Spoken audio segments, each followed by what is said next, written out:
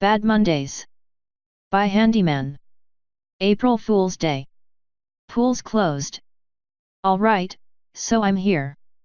What didst thou want to show me? Handy asked, trying not to show his exertion. It was a long, circuitous route they had taken to go up this particular mountain, which was in actuality little more than a glorified hill, but it was supposedly necessary for some god-forsaken reason that had never been adequately explained to him.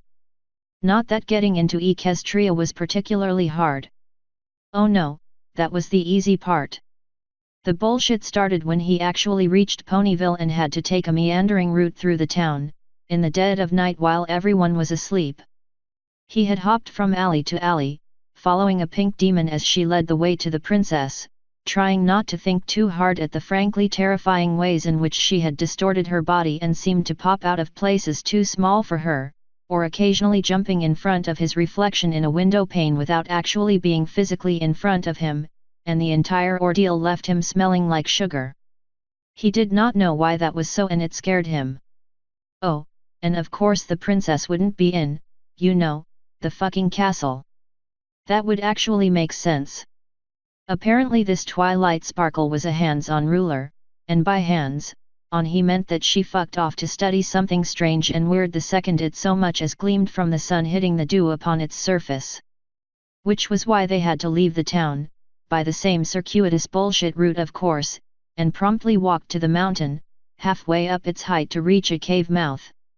The journey had taken them hours, and Handy was not best pleased when he looked back down the mountainside and discovered a dirt path leading to the town, one that should have taken them minutes to traverse to get here.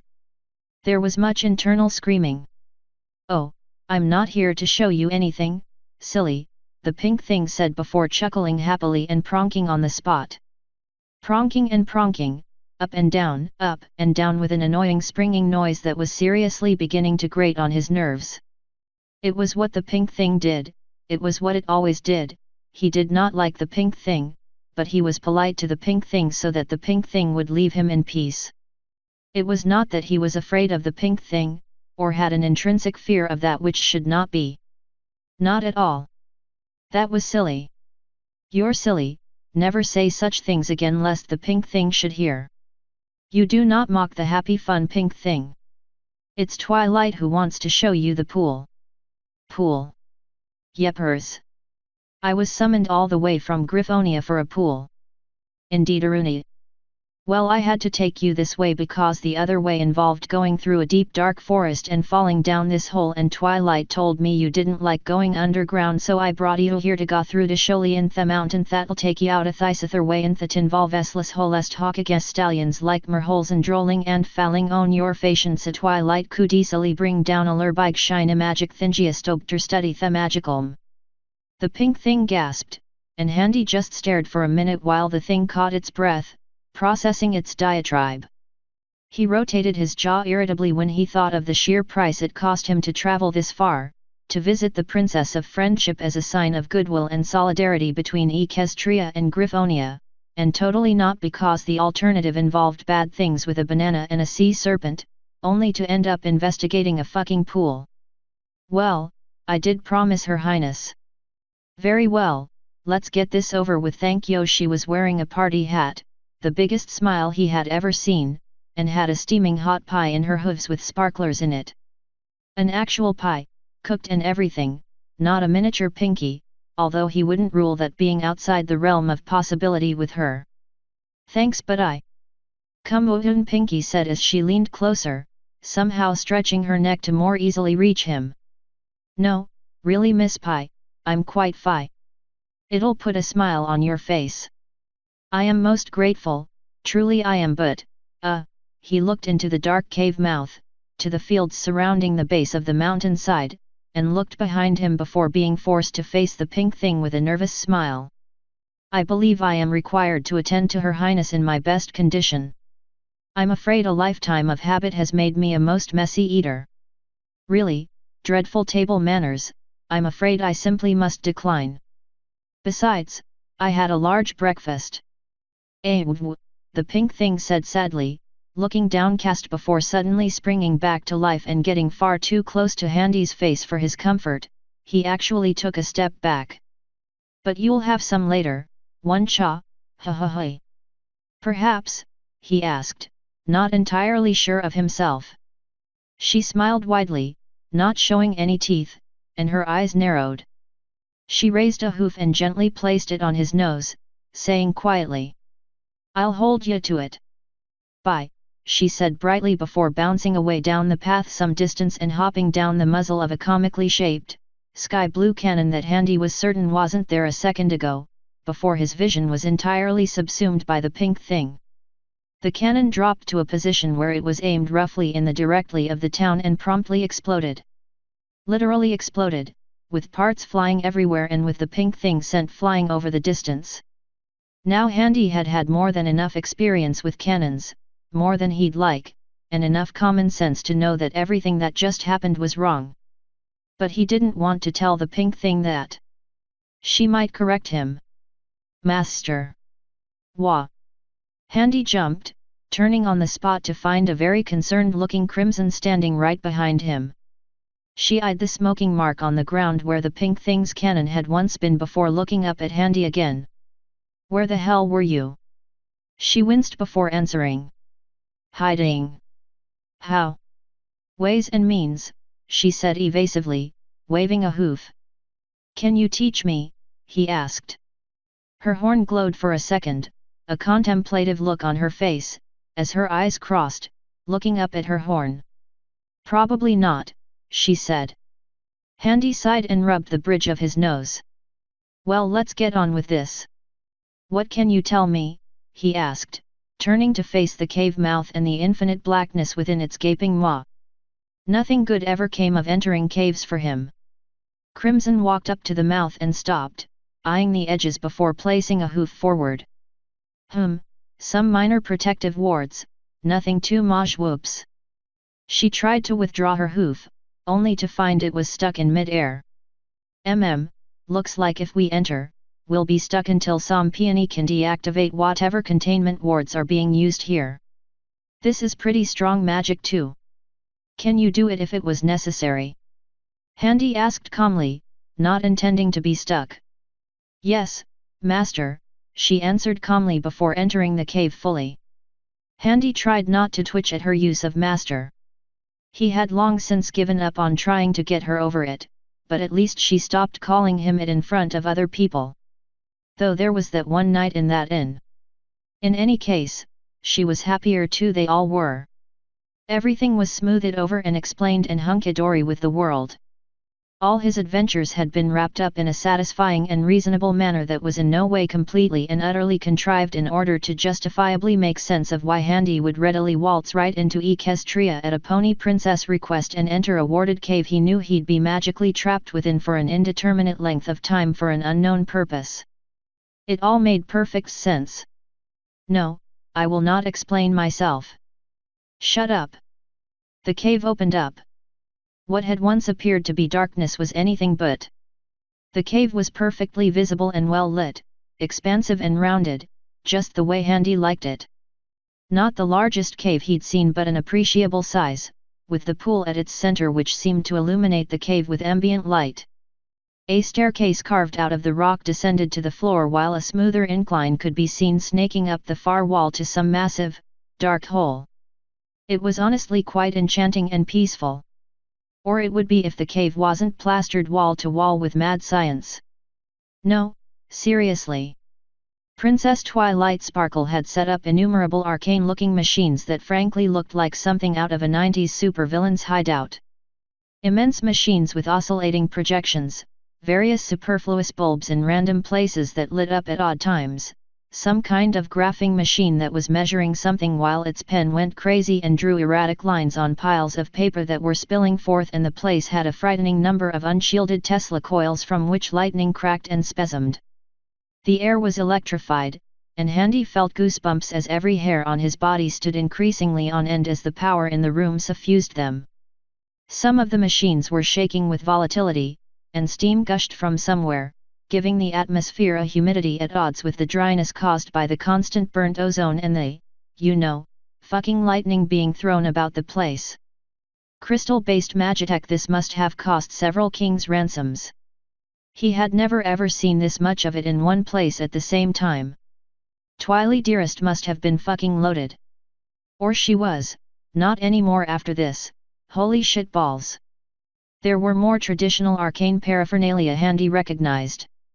Diagrams, runes, some kind of magical formulae carved into strange rocks that didn't look native to this cave, talismans, several magical-looking artifacts of some description. Some looked like ordinary things such as wooden spoons that had strange markings that seemed to exude a fine golden mist, while others seemed like unidentifiable fetishes.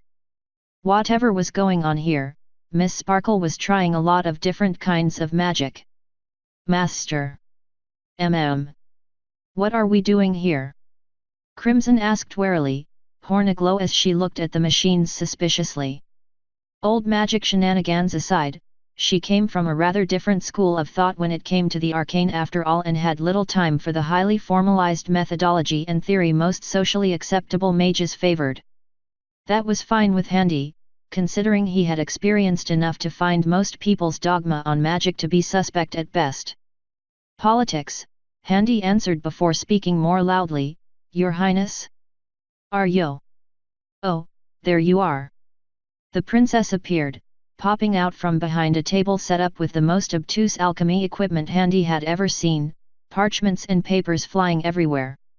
She was looking distinctly less than regal, her mane out of shape and frayed, bags under her eyes, a nervous twitch, a disjointed smile, and a pair of glasses that were sitting lopsided on her muzzle which she quickly corrected. Her wings were in similar disarray, and she actually seemed to be wearing a coat of some sort that was stained with what Handy presumed was coffee. Good thing it wasn't white or he'd start wondering. I'm so glad you could come, you see I was really hoping you could help me with something. I would be happy to.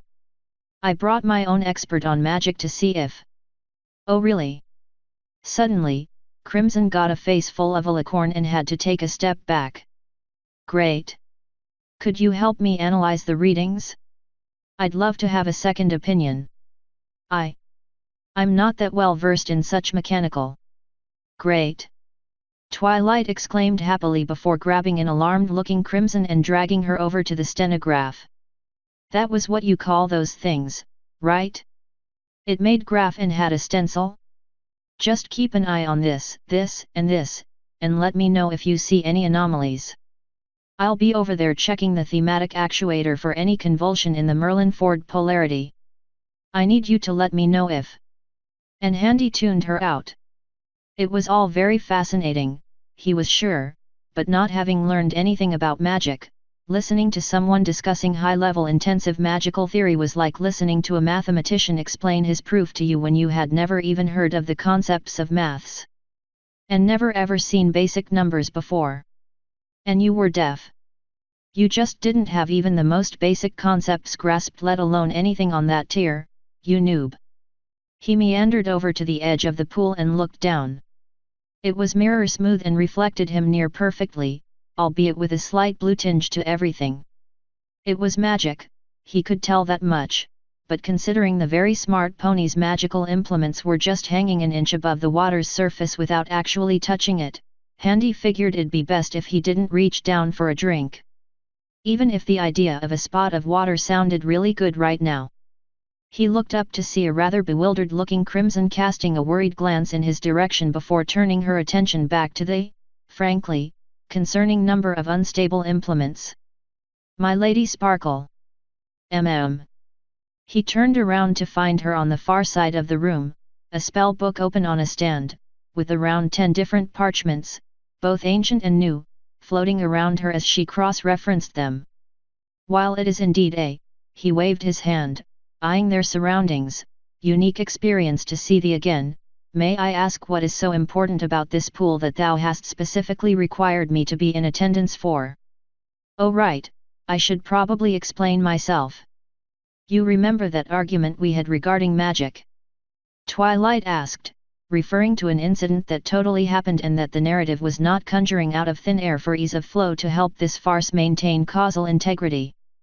Well, I wanted to see if I could use your experience with unorthodox magic to help me understand how this pool works, she said, indicating the pool with a hoof.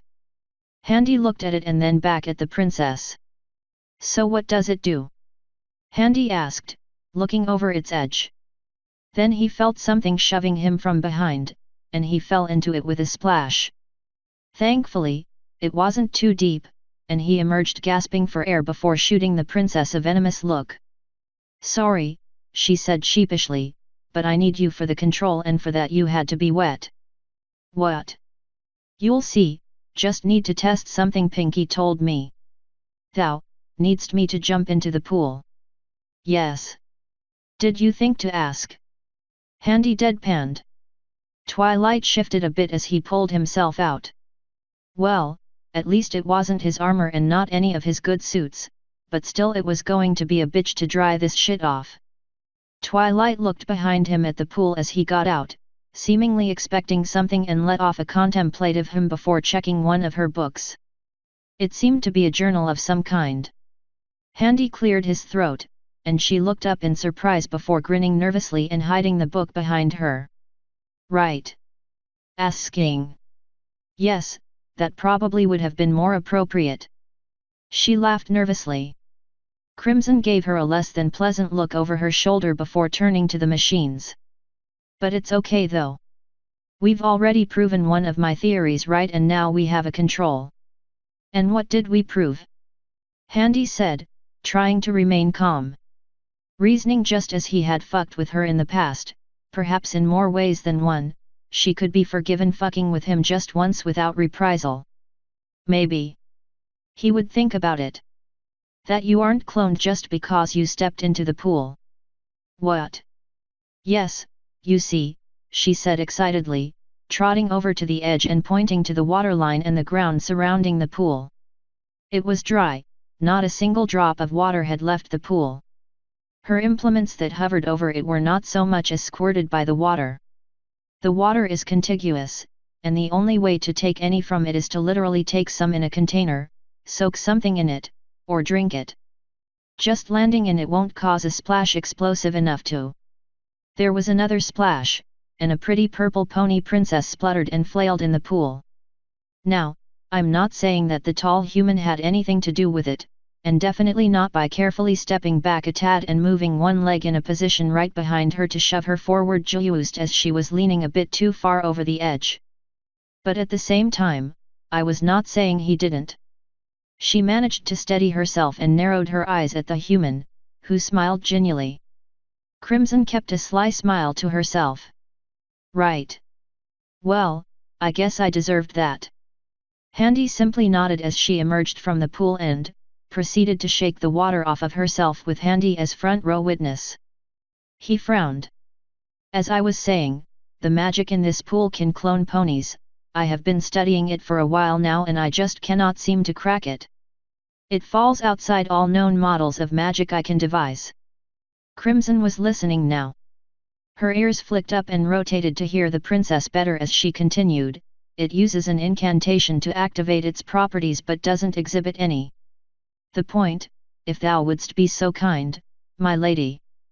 Well, I've been reluctant to test live ponies on it, but you seem to have experience with this kind of esoteric phenomena before. That's one way of putting it. So you wish to test cloning on myself? Well, yes, you see, she looked pained as if recalling some thought that had been bothering her for some time now. She shook her head.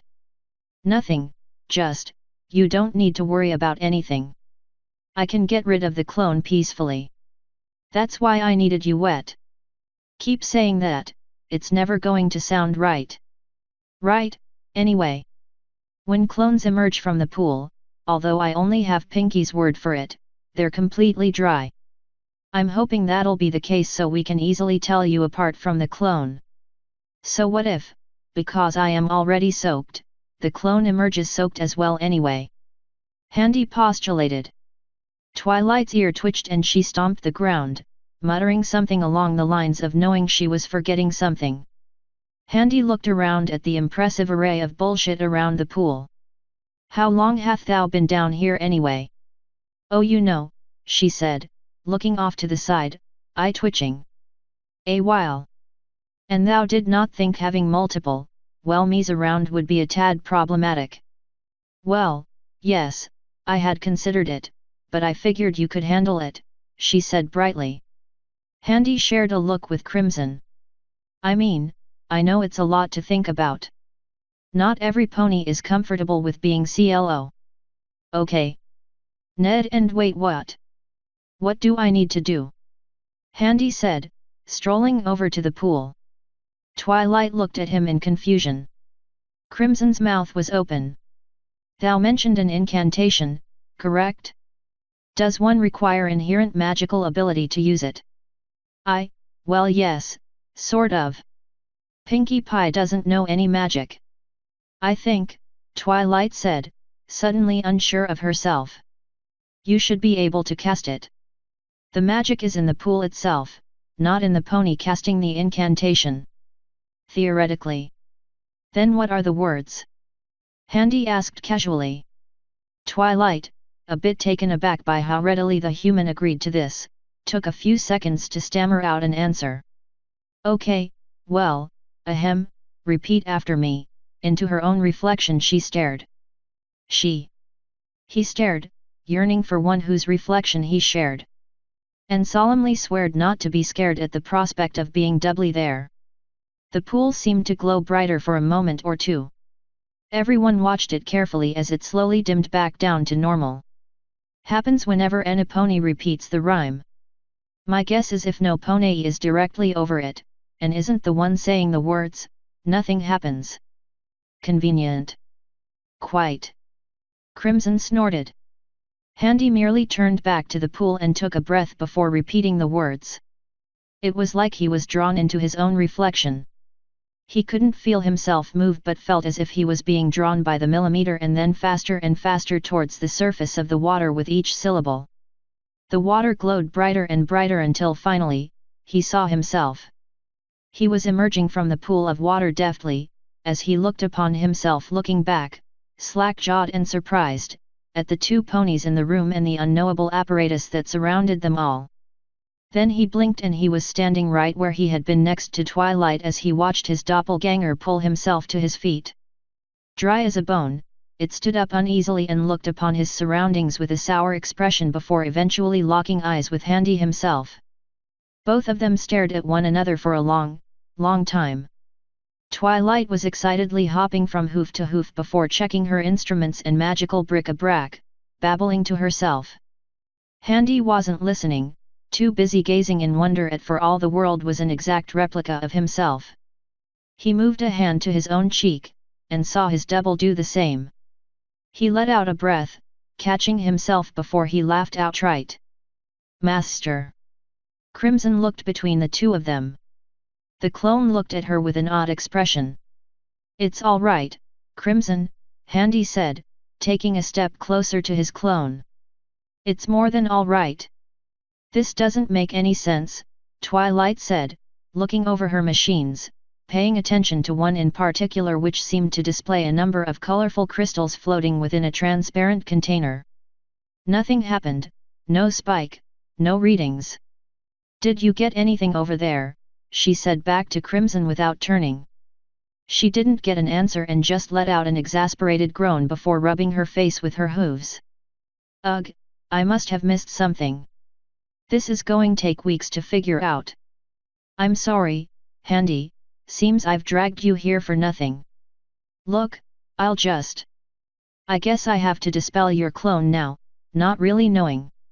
When she had turned around, it was just in time to see Handy, soaking wet Handy that is, with his hand on his double's shoulder. She saw him smile, and saw his double smile back at him, a little hesitantly. And then she saw Handy brutally murder his own face with his hammer. The clone dropped to his knees before hitting the ground with his ruined face. God damn, that was cathartic! Handy exclaimed, hands in the air, bloody hammer and all. Oh hey, I have two now, he said, grabbing the hammer of the fallen clone. Anyone want a hammer? No? Just me? Cool. Crimson looked on, wide-eyed and open-mouthed. Twilight was still in shock as they watched the human gleefully loot his own dead body. Because, you know, that would be something you'd just do after killing yourself. What did you just? What?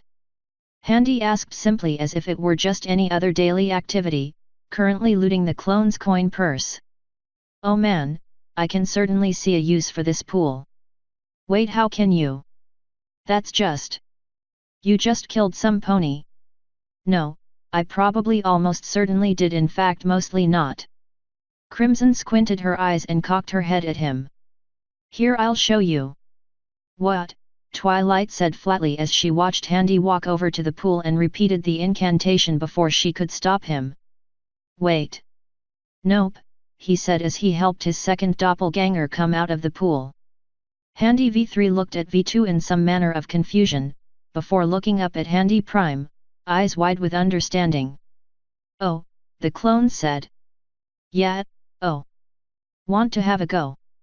Handy said before immediately putting a hand on the clone's arm as he reached for his own weapon. Not at me. I'm the Prime, remember? Ah. It looked back at the pool. Clone, it asked simply. You clones aren't really all there, are you? Handy asked. It shook its head. Well, repeat after me. And it did so, and two more Handy clones appeared. Twilight was visibly freaking out before shouting. Okay. Hold up. What do you think you're doing? She demanded. Silly pony, I'm doing science. She gawked at him. Crimson was looking from human to human in something approaching alarm, or maybe it was something else, but didn't interfere. Her swishing tail was the only sign that she was discomforted at all. Her horn glowed as she tried grabbing all of them so they couldn't go near the pool. This isn't you can't. Look, thou requested of me to help thee with thy research. Am I not doing that? No. Oh, Handy said, his grin dropping. Twilight sighed and let them all go, a shaking hoof raised to her forehead. I didn't think I'd ever see some pony die right in front of me. It's all right, Highness, clones aren't people. That's what I thought back when, her voice hitched in her throat, back when Pinky. But the thought always lingered. What if they weren't? What if she looked up? Where there were 4 Handys, there was now 16. What? Now repeat after me, Handy Prime said to his clones, his hand on the shoulder of Handy 3.0, his hammer hanging loose in his free hand which he swung back around and then forth in an upwards arc. His silver hammer crashed into the face of the second clone, crushing his jaw and knocking the clone off of his feet and back on the ground, mewling in pain as he clutched what remained of his ruined face. Now that was a poor shot. It was an awkward angle, so make sure you go for clean kills, K. He grabbed his hammer in both hands and swung it overhead, bringing it down on the blighted clone's head to end his suffering. A line of blood splattered across Twilight's face as she watched Handy's head cave in like an overripe melon. Her eye twitched and she whimpered. After that it was pretty much chaos and carnage as the clones went to town on each other while the princess watched on in abject terror. Her expensive, rare, and nigh irreplaceable magical equipment was broken and being destroyed right before her eyes as her makeshift lab became a battleground, with clones occasionally taking breaks to bring out more clones to continue the cycle of violence, occasionally taking sides, turning a mindless melee into a grinding war of attrition which then turned into a confusing slaughter again. Twilight, the poor dear, was sitting there completely horrified when Crimson trotted over to her and sat on her haunches beside her. You okay? She asked. The pretty petrified purple pony princess didn't answer. Yeah, I'm not okay either, she said with a bored expression, a hot cup of coffee floating beside her. Twilight would have thought to ask how long it took her to find her coffee maker, but then Twilight wasn't sure how long she had been sitting there getting absolutely traumatized. I mean, here I am watching the pony who saved me from a life of slavery, by rather unorthodox methods it must be stated, killing himself right before my eyes. I mean, you know. No answer. I've seen worse things and I've seen stranger things, but sometimes, she sighed. Something's just hit you hard anyway. She took a sip before casually asking, "You want a cup?" Twilight just slowly shook her head. Crimson could have sworn she heard her neck creaking like a rusty iron door that hadn't seen oil in 1,000 years. "Yeah, I wouldn't either," Crimson said, taking a sip. "You have terrible taste in coffee. Hope you don't mind, Majesty, but I was making use of that kettle," Handy said, strolling up behind the ponies and leaning back against a wooden table, stirring his coffee. "I mean, I would have taken some milk as well, but thou hast likely acquired your milk from cows, and I have yet to reconcile myself to partaking of milk from a thinking creature that wasn't my mother when I was but a babe. It does mean I've had to partake of goat's milk instead, not the most pleasant thing, but you would be surprised at what tastes you can acquire. You." And suddenly, Twilight latched onto Handy and forced him back onto the table, spilling his coffee all over the table's various contents and likely priceless arcane manuscripts and uncounted pony hours of diligent work destroyed in moments. He blinked up at her in surprise. "Why? Why? Why? Why not? Why not? Why not?" she practically screamed into his face, grabbing him by the shoulders and slamming him back onto the table. Normally that'd be enough to push him over the edge and react violently, even to a princess, but he was in too good a mood after breaking his own face in. "Twice. Because you are killing ponies. Correction, I am killing myself. A lot. But they're ponies," she shouted, gesturing back at them with a wing as they milled about, brutalizing one another in the background. Crimson was idly spectating as she nursed her coffee, occasionally eyeing the princess with disdain just to make sure she didn't actually harm Handy. "Really now," Handy said thoughtfully, seeing just how distressed Twilight was. This clearly wasn't just from being exposed to death and destruction. Granted, that might be part of the reason, but if it was the only one, she'd probably still be fretting over that tiny sliver of blood streaking across her cheek. Then how is this any worse than peacefully dispelling of my clones once they were done? The question bit deep, and he saw uncertainty in her eyes. He placed both of his hands on her withers and gently pushed her off of him so he could get up. "So, my Lady Sparkle, tell me, why is it you really wanted to test this pool?" I wasn't. I needed to be sure. I needed to be sure I didn't kill ponies, that I didn't really kill Pinkie Pie over and over again." "Well shit." Handy considered it for a moment before drawing out his hammer, marching over to the melee and swinging, catching a poor, bloody-faced clone straight in the throat and sending him to the floor. "What? Why did you do that? Why do you think I so gleefully engaged in wanton violence against myself after I got cloned like this?" "I don't know, maybe because you're bucking crazy. Probably, but consider this." He swung. "Another clone died. The way I see things. Death. These clones don't have souls. Murder. Like, not even material souls. What the Tartarus are you talking about? It's complicated, but basically they're less than plants or animals. Probably. Horrific violence. Therefore, it's not even a sin to kill them. Maybe. Facial deconstruction. And I always hated myself just enough to always kinda sorta want to do this anyway. Non-consensual manslaughter. Not kill myself, thou must understand, but kill a facsimile of me. Something that would require a gore tag to adequately elucidate.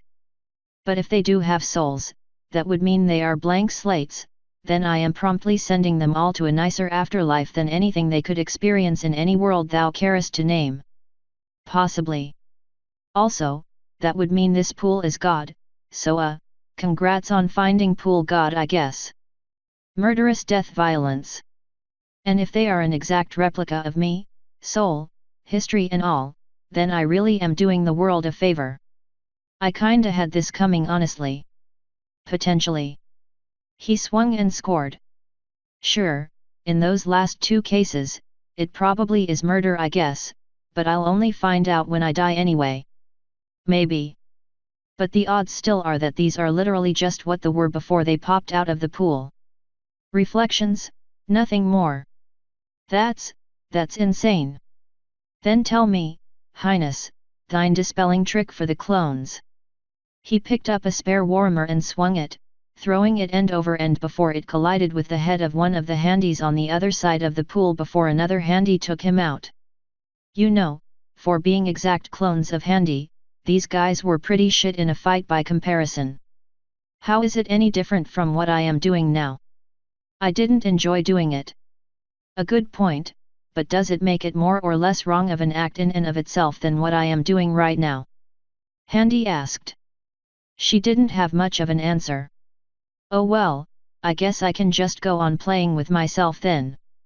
Crimson snorted, coughing up her coffee. But I, Twilight looked crestfallen. Crimson rolled her eyes and patted her lightly on the wither. Princess, does thy spell work on non-clones? Handy asked, taking a break from the murder and looking down at himself. Yeah, I'm going to need to wash all of this. I haven't tried it on any pony since. I had come up with it on the spot and didn't think too hard when I used it. I don't know if when I use it on some pony real she swallowed the lump in her throat. They'll disappear or not. Care to try then? Handy asked simply, eyebrow raised. Twilight looked up shocked. Crimson's eyes widened in alarm at Handy before narrowing at Twilight. No. She doesn't, she said warningly. Oh, give her a chance, Crimson. She's obviously holding back a lot of guilt. Imagine, thou didst nothing more than cut some wheat with a scythe but could never be sure thou didst not decapitate some innocent children in the harvest. Twilight looked torn and slightly horrified at Handy's choice of comparison. Sides, if she does kill me, thou can just slay her. Crimson's eyes narrowed. I'm not sure about this. Twilight eyed Crimson fearfully for a moment before looking back at Handy. Look, it's either she finds out now, and worst case scenario she kills me and discovers she may or may not have killed her real friend and that there's a clone mimicking the pink thing and then, in her turn, dies. Sad times all around. Best case scenario? Nothing happens to me, and the charnel house behind me disappears. We go home. I got to kill myself a lot, and Her Highness is reassured that she is not, in fact, a horrible murderer. Everybody wins. What about me? Crimson asked. You get all my stuff. That's not what I meant, she said, looking downcast for a moment, frowning. Her bored expression returned for a moment before looking at the princess. Her horn briefly flashed red before turning a distinct green. If you're so certain about this, she said, looking at Handy sideways. Oh, I'm not, but I remember how I felt when I first killed someone, and if I can reassure Her Highness as a favor for Equestria on behalf of Griffonia, then so be it. The worst that can happen, after all, is death, and there's worse things than that. Why? What? Why would you even think of doing this? Twilight asked, unshed tears in her eyes as the situation turned so radically against her. The battle quietened down behind them with most of the magical paraphernalia broken and strewn about the place. There was only one clone left milling about, but he was too busy looting corpses to pay attention to the three of them. Thou asked for my help specifically because of my experience on the receiving end of strange and esoteric magic, Handy said darkly. I am here at thy request, and this is what has become of it. There are worse things than death, dearest Ain. Please own up to the consequences. This is what you have wrought, after all. You were so prepared to use your dispelling upon one clone. He gestured behind him. What is a dozen or so more? And if you really think you have killed living people, what is a few more? Have I not done you a favor by destroying my clones for you? You would only be killing one of me at worst. There was a sound of something breaking behind them. Well too, but you already know my feelings on these things. And then you'd know. One way or another, you'd know. But what if? Pinky, she seemed to shrink. Handy remained quiet while Crimson retained a stern visage, occasionally looking over at Handy, betraying her own uncertainty.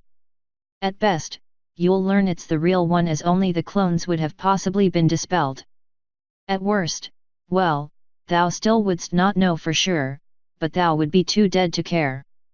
Handy narrowed his eyes at the pony. Well, your highness, doth thou truly wish to know whether or not th'art a murderer? She looked down. He couldn't see her eyes or hear her sobbing but saw the dark spots on the floor as the tears fell upon the dusty stone as her shoulders shook.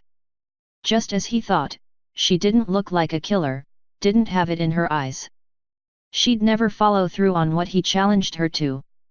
His initial estimation of her seemed to be on the money. He sighed before nodding to Crimson, who deactivated her horn as he turned around and Twilight let out a scream and a wave of magic burst from her horn, lifting Handy and Crimson bodily into the air and sending them flying across the room. The cave was a mess as everything lifted in the magical storm she let loose and then dropped upon the ground. The bodies of the clones were lifted into the air before floating in slow motion and slowly dissolving into white particles that themselves disappeared before leaving existence with a short popping noise.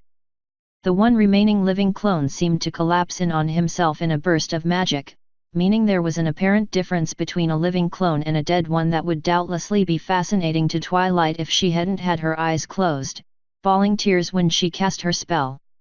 Twilight looked down at the ground, sobbing hard. I'm sorry, she whispered to no one in particular. The silence in the aftermath of her explosive burst of magic hung heavy on the air like a funeral shroud. I'm so sorry. I had to know. I had to. She looked up and her crying stopped. A very bewildered-looking Crimson was lying in between two machines of undefinable purpose, on her back while trying to extricate herself from innumerable wires and cords and bundles of rope which had been used for God only knows what. Handy himself, soaking wet and now free of every drop of clone blood, mind you, was sitting propped up against an upturned table and beside a pile of broken glass, sitting in a puddle of colorful fluids as papers and manuscripts floated down to earth from where they had been blown into the air. He genuinely looked completely and utterly shocked, rendered speechless. He was, however, completely whole and alive, so Twilight had that going for her. Why you alive? Yes, Handy managed after a few seconds of trying to get his brain to work, patting himself down. It appears so. Crimson. Master, she answered, echoed questioningly by Twilight. It looks like you don't have to kill the princess. That's good, Master, I'll be sure to enjoy that fact when the world stops spinning, she said, flailing uselessly at her entanglements. Twilight wiped her tears away with her fetlock. That means. Pinky, she's. Oh, I'm so happy, she said, sniffling, still crying but now for an entirely different reason. Handy managed to get up and check to make sure everything was in place, frowning that her dispelling spell had rid him of the clone money he had looted. A pity, but he'd rather concentrate on that rather than the fact he almost bloody died. He had not expected the princess to go through with it, he really didn't, so much so he literally bet his life on it. He had been so sure he could push her limits just to fuck with her. Looked like a certain purple pony had hidden, terrifying depths of strength. He tried not to let how terribly shaken he was show as he busied himself making his way over to his pony servant and pull her from the wreckage. Twilight was happily crying away as she levitated a journal from her lab robe and wrote into it without looking. Well, if that is all. I believe we are done here, Highness. Handy asked hopefully, deciding to be extra polite to the purple powerhouse now that he knew for sure that when it came down to it, she could and probably would kill him if pushed far enough. He'd be a bit more circumspect in fucking with little Ain from now on. Holy shit. Yeah, she sniffled.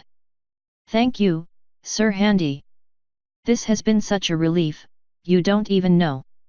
Think nothing of it, my Lady Sparkle, and my apologies again for the destruction of your equipment. And the magical fire one of my clones over there.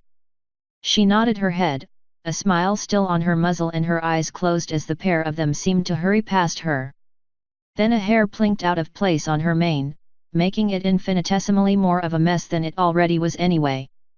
Her eyes opened wide, her pupils pinpricks, her smile slightly strained. "What?" she stated. For the first time taking in the raw destruction around her and mentally calculating every single bit it cost. All her artifacts, priceless books, weeks, months of research. All ruined. Soon she wanted to cry again, but for yet another entirely different reason. She sat there frozen in place as the crackle of a magical fire somewhere in the cacophonous wasteland that the cave had become. She heard voices from the stairs behind her before Handy came up to her again. "Excuse me, Highness, could you please remove the ward on the door so we can leave?" "Oh. Sure. In a minute," she said in a monotone. She blinked. "Wait. So the dispelling only works on clones, so I didn't accidentally murder my friend. I believe we established this, yes. So does that mean the clones I killed weren't ponies? They probably had souls, I guess. So thou art probably still a horrible murderer." "Oh," she said. It was very quiet for a minute or so afterwards before Handy shifted awkwardly. Princess? My Lady Twilight?" "The ward." No answer. Crimson trotted up behind them and booked Twilight on the tip of her horn. It blipped twice like car keys, complete with sound effects, and even flashed interiorly for a moment.